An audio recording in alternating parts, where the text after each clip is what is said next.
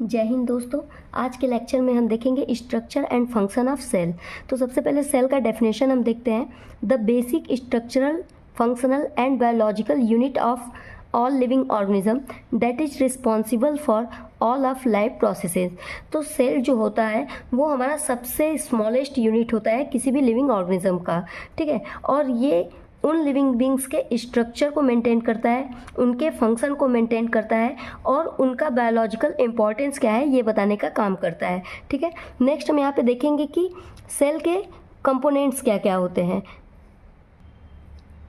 ये एक animal cell का स्ट्रक्चर है। यहाँ पे आपको दिख रहा होगा कि एक सेल जो होता है वो अलग अलग तरीके के सेलुलर कंपोनेंट से मिलके बना होता है। जैसा कि आप यहाँ देख रहे हैं ये पूरा सेल है, ठीक है। और सेल के अंदर आप यहाँ देख रहे हो ये वाली स्ट्रक्चर आपकी माइटोकॉन्ड्रिया है, ठीक है। ये पॉइंटेड स्ट्रक्चर आपका राइबोसोम। हेडफोन लाइक स्ट्रक्चर को हम लोग गोल्गी बॉडी या गोल्गी ऑपरेटस या गोल्गी कॉम्प्लेक्स भी कहते हैं। ये रेड वाले स्ट्रक्चर लाइक ये और ये वैक्यूल्स हैं। यहाँ पे आप व्हील लाइक स्ट्रक्चर देख रहे हैं, इसे बोलते हैं सेंट्रियोल। ये पर्पल कलर का स्ट्रक्चर है, इसे बोलते हैं पेरोक्सिसोम। यहाँ पे आप देख रहे हैं तो ये जो न्यूक्लियस से अटैच है यहाँ पे, इसे बोलते हैं एंडोप्लाज्मिक रेटिकुलम। ये वाला पोर्शन ब्राउन कलर वाला, ठीक है। तो आप यहाँ पे देखेंगे एंडोप्लाज्मिक रेटिकुलम पे यहाँ पे ब्लैक ब्लैक डॉटेड चीज़ें अटैच हैं, ठीक है। तो यदि इंडोप्लाज्मिक रेटिकुलम के ऊपर ये ब्लैक डॉटेड स्ट्रक्चर जिसे कि हम लोग राइबोसोम कहते हैं, यदि वो अटैच है तो उस इंडोप्लाज्मिक रेटिकुलम को हम लोग रफ इंडोप्लाज्मिक रेटिकुलम करते हैं, यानी रफ इन द सेंस कि वहाँ पे राइबोसोम प्रेजेंट है। तो ये हो गया आपका रफ इंडोप्लाज्मिक रेटिकुलम। जबकि आप देख रहे हैं कि इन सब पोर्शन में कहीं पे भी राइबोसोम अटैक नहीं है, तो इसलिए हम इसे बोलते हैं स्मूथ इंडोप्लाज्मिक रेटिकुलम। नेक्स्ट है हमारा लाइजोसोम। ये आपका जो मेम्ब्रेन दिख रहा है इसे हम लोग बोलते हैं सेल मेम्ब्रेन, ठीक है। यहाँ आप देख रहे हैं ये पिंक वाला जो पोर्शन है ये है आपका न्यूक्लियस, और न्यूक्लियस के अंदर आपको ये वाला पोर्शन जो है इसे हम लोग बोलते हैं न्यूक्लियोलस। तो अब हम यहाँ पे इन सारे कंपोनेंट्स के फंक्शन के बारे में पढ़ेंगे।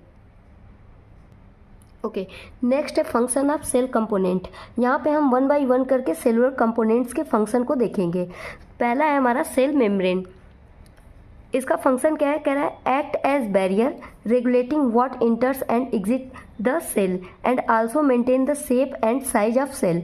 तो आप देख रहे हैं कि जो सेल मेम्ब्रेन होता है वो एक बैरियर की तरीके से एक्ट करता है और ये रेगुलेट करता है कि सेल के अंदर क्या इंटर करेगा और सेल से क्या बाहर जाएगा, ठीक है। तो ये रेगुलेट करता है कि what enter and what exit and also maintain the shape and size of cell. चूँकि ये सबसे आउटर लेयर है इसलिए ये आपके सेल के शेप और साइज को भी मेंटेन करता है। सेकेंड है हमारा न्यूक्लियस। न्यूक्लियस क्या होता है, कह रहा है it controls most cell processes and contain genetic material. तो जो न्यूक्लियस होता है वो आपका सेल प्रोसेस को कंट्रोल करता है और न्यूक्लियस के अंदर ही हमारे जेनेटिक मटेरियल्स पाए जाते हैं लाइक डीएनए वर्क, ठीक है। थर्ड है आपका mitochondria. It is also known as power house of cell. देखिए जो भी इंपॉर्टेंट टॉपिक्स है आपके जैसे ऑब्जेक्टिव में भी आ सकते हैं तो मैंने उसे भी यहाँ पे रखा है, ठीक है। लाइक आपसे पूछा जा सकता है कि माइटोकॉन्ड्रिया को क्या कहते हैं या पावर हाउस ऑफ सेल किसे बोलते हैं, ठीक है। तो आप यहाँ पे रिलेट कर सकते हैं। तो माइटोकॉन्ड्रिया को हम लोग पावर हाउस ऑफ सेल भी कहते हैं। क्यों कहते हैं, क्योंकि they generate energy for sale in the form of ATP. तो माइटोकॉन्ड्रिया का क्या फंक्शन है, एटीपी को जनरेट करना, एनर्जी जनरेट करना in the form of ATP. Next cellular component है हमारा गोल्गी apparatus या Golgi complex. It transport protein and lipid to different part of cells, that's why also known as cells post office. तो आपसे पूछा जाए कि cell post office किसे बोलते हैं तो आप क्या बोलोगे, गोल्गी apparatus, ठीक है। और इसका मेन काम क्या होता है, तो प्रोटीन और लिपिड को ट्रांसपोर्टेशन में हेल्प कराता है। ये सेल्स के बाकी पार्ट तक प्रोटीन और लिपिड्स को ट्रांसपोर्ट कराता है। नेक्स्ट है आपका rough endoplasmic reticulum and smooth endoplasmic reticulum. यदि रफ कह रही हूँ तो आप जानिएगा कि इंडोप्लाज्मिक रेटिकुलम पे राइबोसोम प्रेजेंट है तभी इसका नाम रफ इंडोप्लाज्मिक रेटिकुलम है, ठीक है। इट स्टडेड विद राइबोसोम, यानी कि इंडोप्लाज्मिक रेटिकुलम पे यदि राइबोसोम प्रेजेंट है तो उसे हम लोग बोलेंगे रफ इंडोप्लाज्मिक रेटिकुलम।